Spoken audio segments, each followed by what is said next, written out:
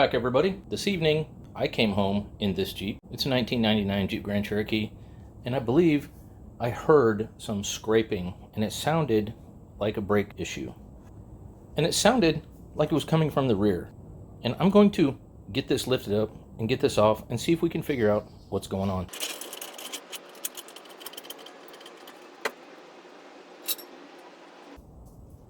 Please, everybody, always use jack stands.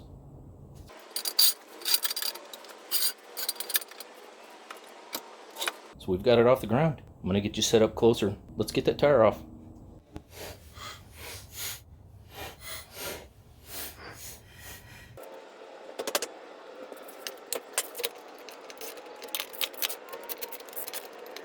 This is one of the worst ratchets I've ever bought in my life. Please don't ever buy one of these.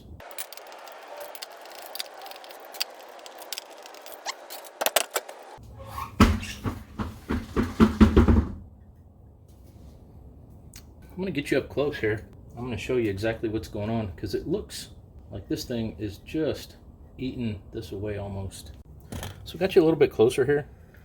If I turn this, and I'll show you the brake pad here is essentially gone. Well, I guess I shouldn't say essentially, it is completely gone. But if you look right here, this is scored. This is really smooth here, but this I think is where the brake pad metal is rubbing. So we are certainly going to have to replace the brake pads at least, and probably the rotors too. But this particular one, this is a rotor, so we have disc brakes here, and inside here is the parking brake, which is a drum system. I'm going to end up taking all of this apart and probably replacing all of these things and doing the whole brake system. I know I've showed you the brakes from this angle, but I'm going to come in kind of from this angle and maybe from over here if there's a hole. Yeah, there's a hole where we can probably see. I'm going to show you the brake pads. There should be 3/8 of an inch of pad on each of these brake pads. So let's get around here and I'm going to show you. If you look right down here, if you look right here, you see there's so little brake pad there. I mean, there actually is really nothing between this metal part of the brake pad and this rotor. So that is definitely the noise I'm hearing, and if you look closely, you can see the scraping right here. Back in the day, we would take these into a shop and have them turned. They're so cheap now. So I'm gonna go look that stuff up. So I've got the brake pads for this. I'm gonna leave this rotor on here, and I know most of you are going to tell me I shouldn't do that, but it's not as bad as it looks, but it's fairly smooth. So I'm gonna put new brake pads on here anyway. This is the rear. So this is 18 to 20% of your stopping power. Most of it is done by the front brakes. So these, yes, they help. Doesn't help that this one is totally toasted. But before I put those on there, I'm going to spray some brake cleaner on this thing. I've got a pan down here to catch it.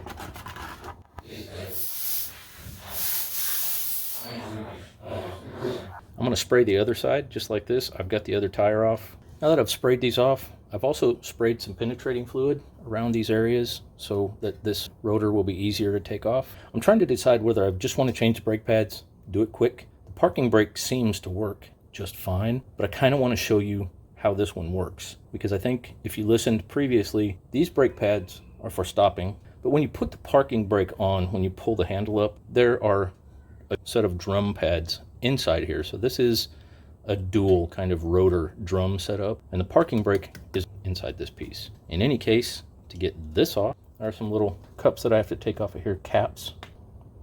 They look like this. They're dust caps for the bolts that hold this brake caliper on here, and inside there are hex bolts, and this is a 7mm. I'm going to try to get you back here. This is just a little rubber protector. Inside this is where those hex bolts are, and that's what I need to take apart. All right, everybody, I got my much shorter, should be easy to use 7mm on here.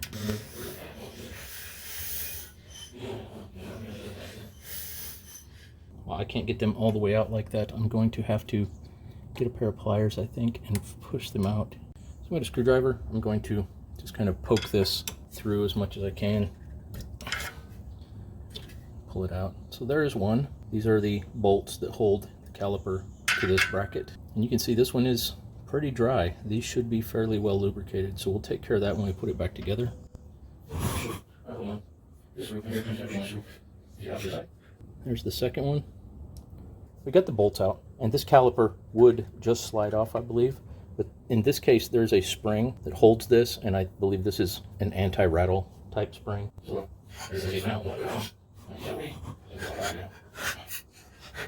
there's the spring. As you can see, it's got two ends right here that sit inside these holes. Let's see if we can get this brake caliper off now.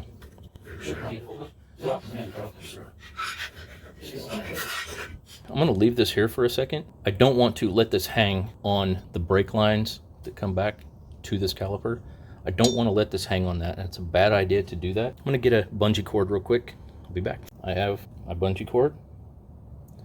I'm just going to hook it somewhere here.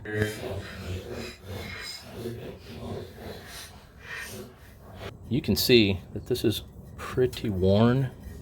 I don't think it's worn it too bad. I mean, you can see there's a lip here, a tiny lip. But it doesn't look as bad as I expected for the way these brake pads look. Man, they look terrible.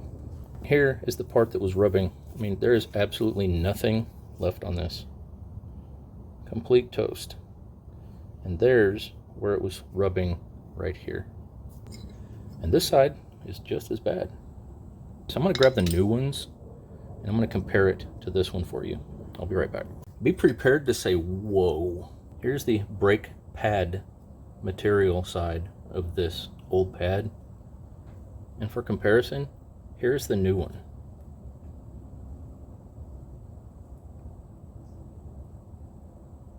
That's how bad this pad is.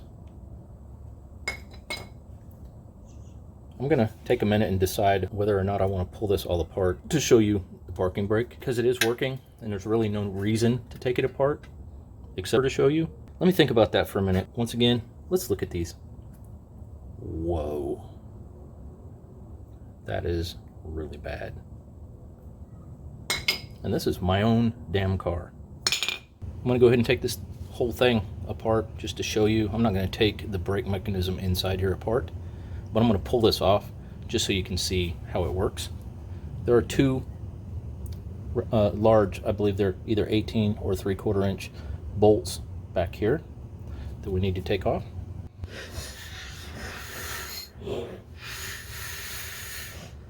There's one of the bolts. The other one looks just like this. So I'm gonna get that off there too. And again, I'm gonna show you this. This ratchet, my God, it's called an Icon. I got it at Harbor Freight. Usually I don't hate things from Harbor Freight. This thing is a piece of trash. Somebody prove me wrong. Amazing. Another bolt, bracket. Just set those to the side. And this thing, if I'm lucky, since I sprayed it, hopefully, this will just slide right off. And how much luckier can a person get? So I'm going to show you the other side of this. And if you look on the inside, it is essentially just a drum brake system inside this rotor system. And if you look here, this is essentially a drum brake mechanism around here, and all this does is provide you the parking brake. And I think while I'm in here, it's got spider webs and all kinds of stuff, and I'm not going to take this apart. I mean, these brake pads, they may look like they're thin, but these are actually really good shape. They really don't do anything except for set the parking brake, so there's not a lot of friction on these. I'm going to get the spray. I'm going to spray this down. If you have it apart, go ahead and clean it. It's not going to hurt anything.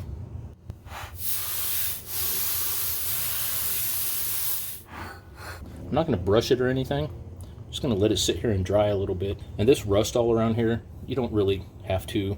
And I'm not going to clean this off. I mean, this car is 24 years old and it looks in really good shape considering the fact that it's that old. This is just going to come back even if I clean it off, unless I coat it with something.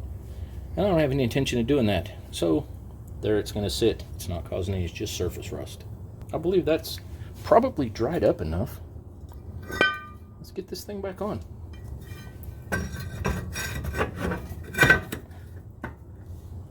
I'm going to go ahead and clean the bracket and the bolts and the things that went on here off camera, and I'll be right back. So let's just get this bracket back on first. We're gonna need 2 bolts and the bracket, which I cleaned slightly.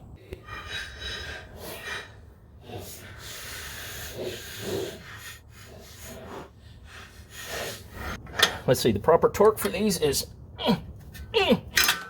3 grunts. Just make sure they're good and tight.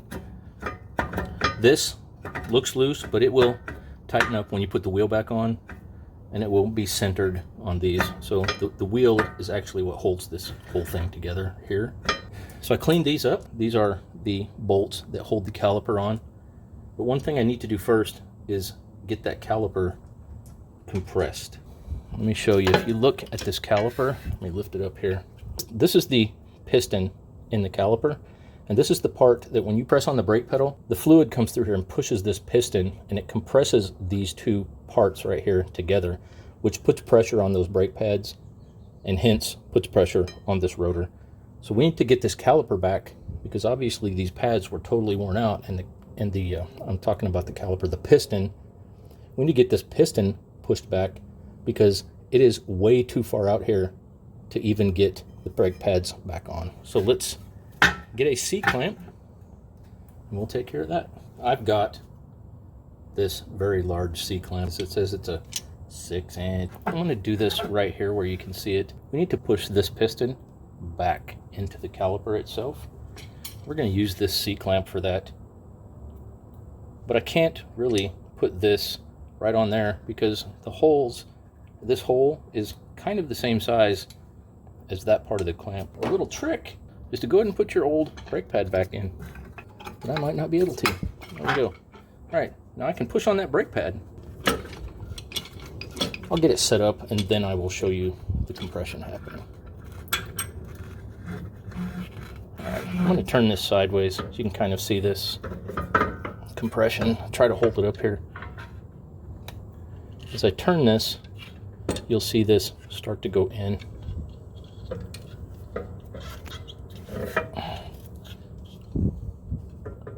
And I know my hand might be in the way, so I apologize ahead of time for that. Get my hand out of the way if you can see that better. You can see it's already compressing. So let's just finish. Take your time. This is not a race, because this fluid is being pushed back up into the master cylinder, so don't be in a big hurry. And if you're having a problem getting this to push back in, then you should probably stop. It shouldn't be difficult to push back in there at all. And you could see I did that one-handed, and that was not a problem at all. And now you can see that that is pushed all the way back down. So I'm going to set this over here where it's not sitting on that rubber hose again. We're going to get the new brake pads. This new brake pad can just sit, in this case, right in place. This one has a little latch on the back of it that needs to go inside the hole in the caliper. If you can see this hole right here, this just slides right into that hole like that, and then I can set this whole piece right back in place.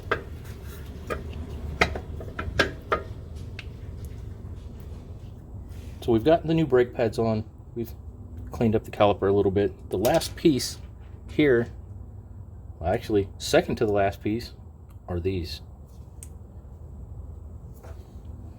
We're going to grease these things up before we put them back in, because this whole caliper slides back and forth on these. So we need to have them lubricated. I'm using Permatex silicone brake grease, brake parts lubricant to be exact. Here it is. We're just going to put this on, you know, liberally.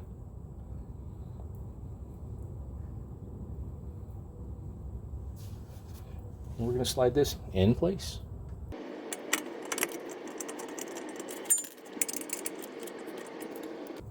Now we're going to do the second one.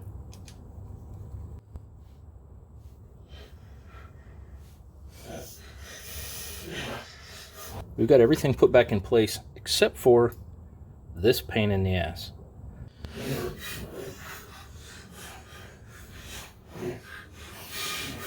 there we go. Like I said, pain in the ass, but it's on. Okay, this side is done. I'm gonna go do the other side. I'm not gonna bore you with that because it's exactly the same in reverse. I'm gonna put the tire back on here though. I'm gonna say thank you for watching.